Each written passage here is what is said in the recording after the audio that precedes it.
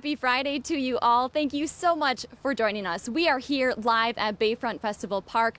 I'm Kristen Bakke, and we are so excited to be out here on this beautiful night, bringing you all things Grandma's Marathon weekend. And of course, planning for Grandma's Marathon starts early each year, with a lot of work getting done in the fall and winter months. But this year, with restrictions changing every few months, a wrench was thrown into the process as organizers didn't know what the summer would bring. CBS 3's Jenna Wells learned what hoops race organizers had to jump through for 2021 as the race is now back to nearly normal.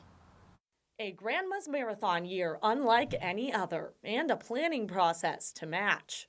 It's been challenging, but it's been exciting too. The race's marketing and PR director, Zach Schneider, says for months, planning the event was difficult when organizers didn't know exactly what they were planning for. The 2021 Grandma's Marathon might be the 10th or 11th, 12th iteration of Grandma's Marathon.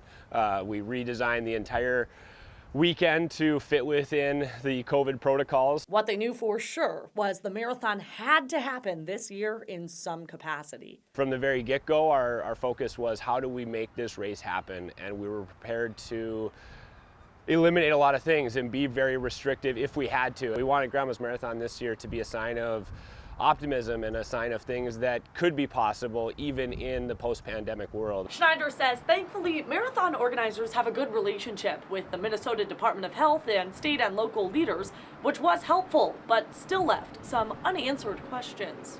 That we were working with a lot of smart people and a lot of people who wanted this to happen, but no one could tell us what June was going to bring. He says a valuable lesson the team learned was to be adaptable and how to work on short notice with the ever-changing guidelines. As restrictions eased and things opened up a little bit, we kept adding pieces back into Grandma's Marathon, and now what you'll see is largely a normal Grandma's Marathon weekend. After nearly a dozen drafted versions of this year's race, Schneider says organizers are both relieved and grateful to finally see it all come together. You think about where the world was at our time last year, and we were one of the first races to have to cancel in the pandemic world. And now we're going to be one of the first big races to come back. It's going to be such a good feeling. Schneider says he hopes this year's marathon can set an example on a nationwide scale about how to handle hosting large events once again.